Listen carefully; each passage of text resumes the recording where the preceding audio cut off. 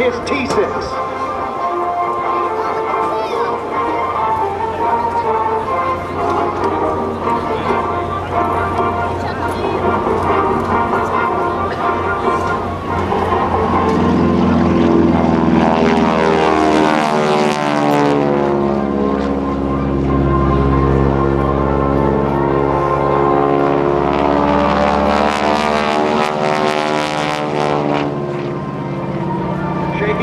Now with that big, beautiful roll on takeoff, he's happy with things and will commit to his aerobatics. Bill has had a passion for aviation ever since he was old enough to talk. Perhaps that passion, born in him, or maybe it came from the energy emanating from his hometown, the birthplace of aviation in Dayton, Ohio. Delivering newspapers in the neighborhood of Hawthorne Hill, the Wright brothers' home, saving every penny to learn how to fly.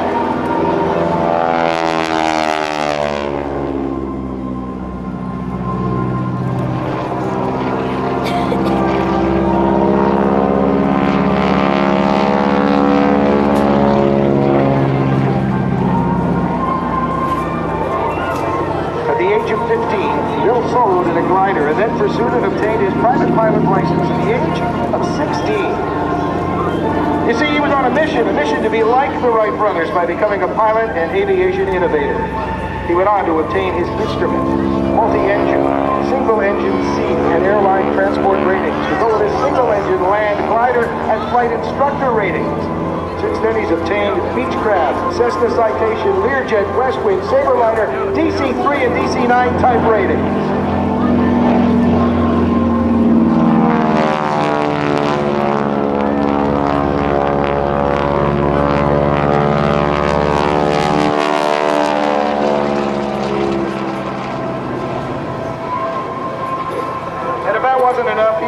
An airframe and power plant mechanic with FAA inspection authorization certification. He went on to obtain his instrument, multi-engine, single-engine C, airline transport rating to go with his single-engine land, glider, flight instructor ratings. Since then, he's obtained, again, Cessna Citation, Learjet, Saberliner, even up to the DC-9 type rating.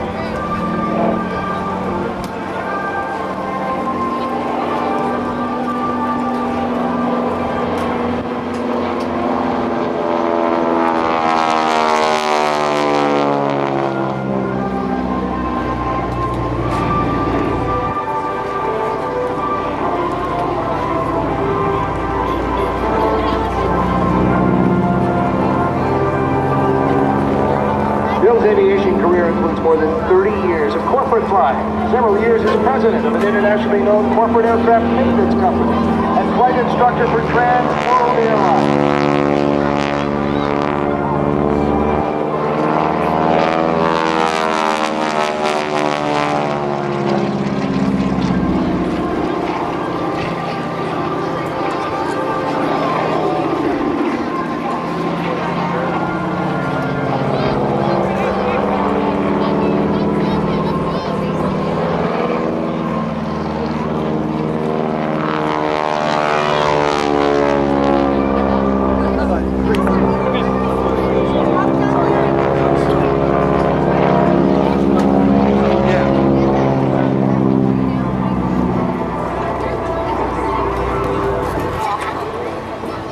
The T-6 Texan was the most widely used advanced trainer in the war, World War II, and the Korean conflict.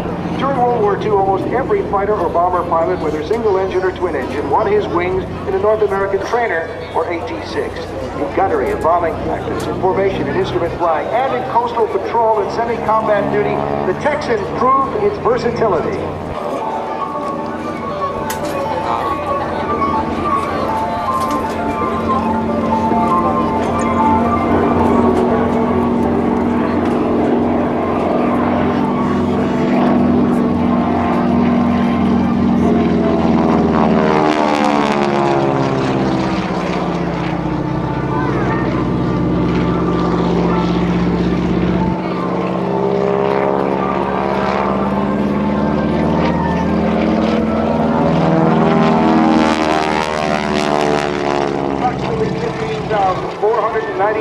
AT-6s were built between 1938 and 1945. The USAAF procured 10,057 AT-6s. Some went to the Navy as SNJs, as you'll see later this afternoon with a Geico Sky Typer. Others went to more than 30 allied nations. In 1948, Texans, still in the United States Air Force Service, were redesignated as T-6s, when the AT, BT, and PT aircraft designations were abandoned. Bill purchased and authentically restored his T-6 Texan in 1975. His Texan was manufactured in 1943 as an AT-6C and saw service with the Army Air Corps at Victoria Army Field in Victoria, Texas.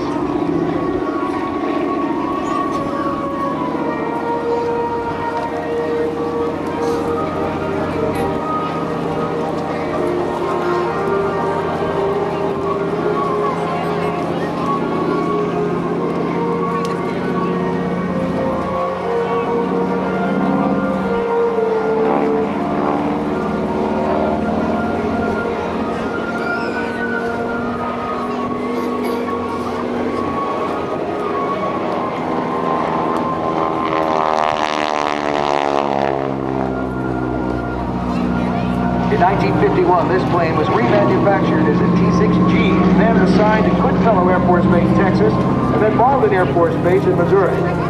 It was used as a trainer until 1955, when it was retired from service to make way for the new era of flight training that prepared pilots to fly jet aircraft.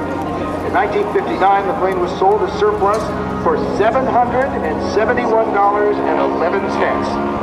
This T-6 was restored to its original Korean conflict military configuration with the help of the Air Force Orientation Group at Wright-Patterson Air Force Base in Bill's hometown, Dayton, Ohio.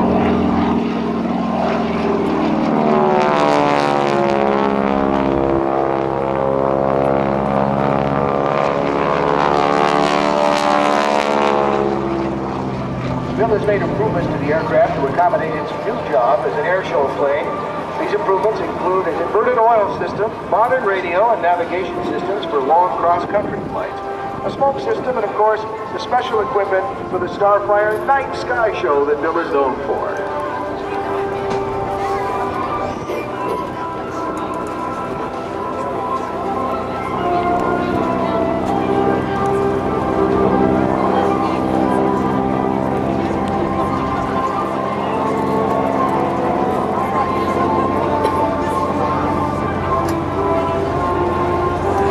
As always, Bill dedicates his show to the veterans, to those who've served in the past, in this superb demonstration of the T-6 trainer. Right on the edge of stall, where the airplane stops flying. As slow as he can possibly go. And again, you hear that sound.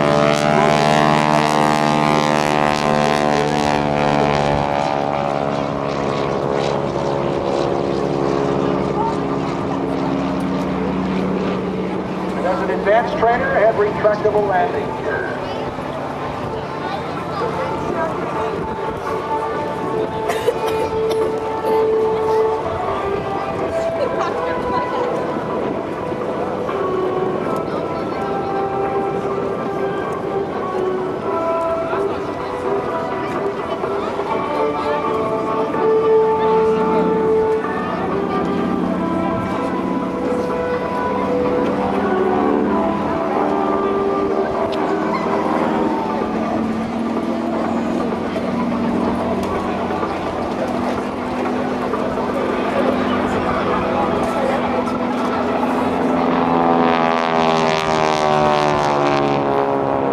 And there's the victory roll dedicated to the veterans.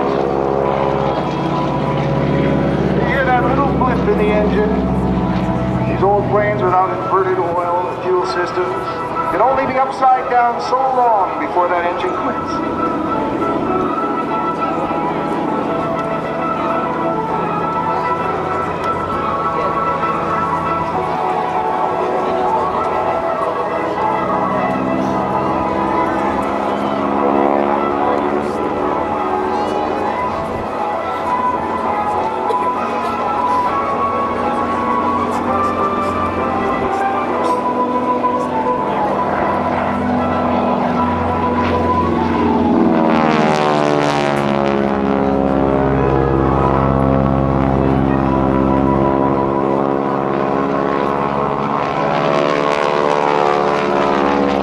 Precisely the 4-point roll, I can tell you, that's both hands on the control stick of this massive airplane.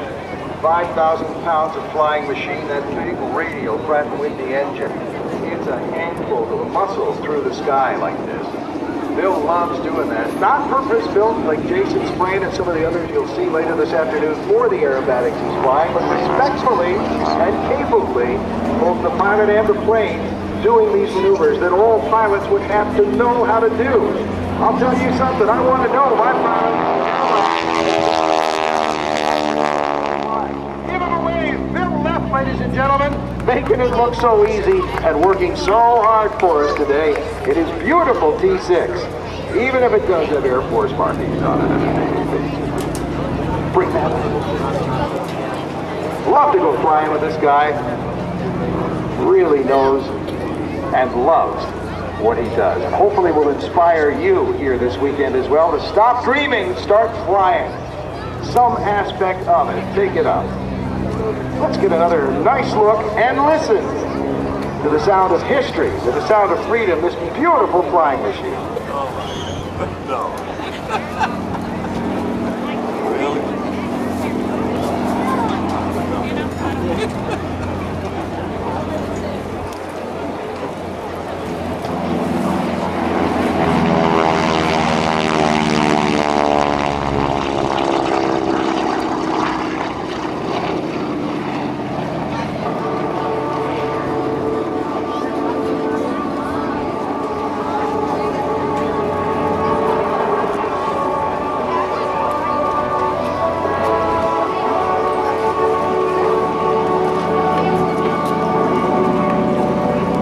While he salutes the airmen of the past, naval aviators of the past, I've noticed that some of the present-day fighter pilots are making their way along the show line, and I wanted to point it out, Dan, because it's hard to recognize now that they've landed the airplanes, but continue to wear their G-suits and helmet in hands. And one of those rare opportunities where our servicemen and women can actually hear some applause for what they do. What a great opportunity this weekend. You never can tell when you're going to get called back out to the ship, Rick. That's true. They've got to be ready to go, right? Makes it awkward at home, playing with the kids, watching TV, wearing the G-suit and the helmet. But they're ready to go. They are. On the ready. Could be scrambled at any time to defend this great nation.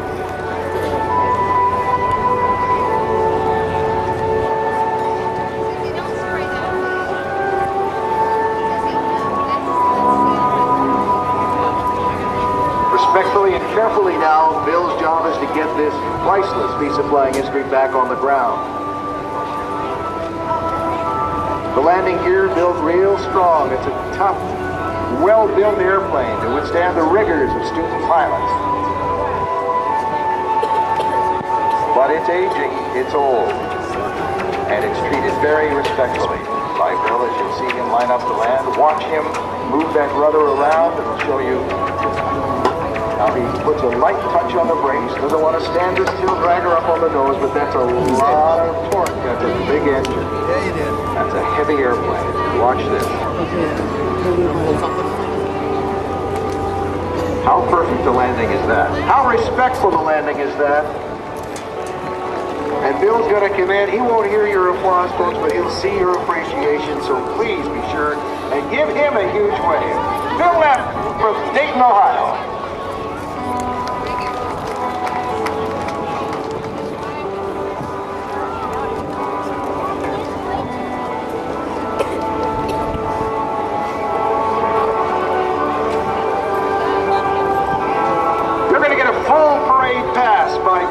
He'll open that canopy up because it's hot under that plexiglass.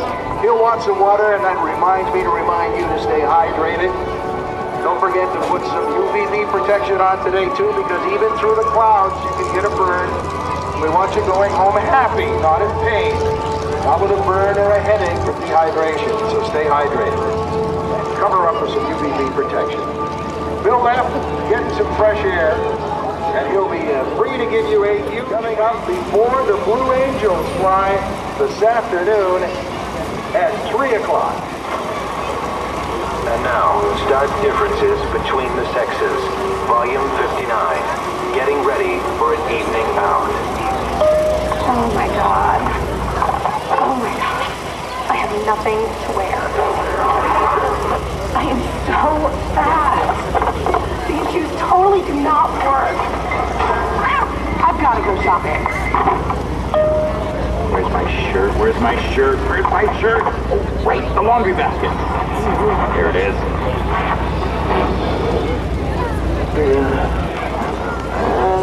Yeah, I can wear this again.